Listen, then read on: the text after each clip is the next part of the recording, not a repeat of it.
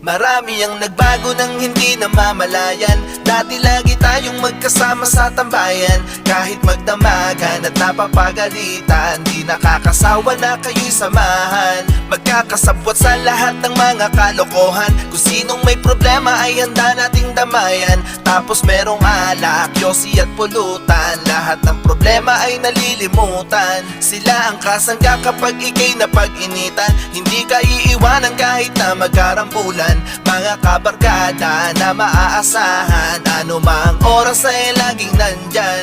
Kahit na magkaroon man tayo ng tampuhan, sa mga bagay-bagay ay di magkaintindihan. Di nun masisira ang pinagsamahan at kung ano tayo bilang magkakaibigan. Mga kulitan natin nung magkakasama, tambay at inuman na hanggang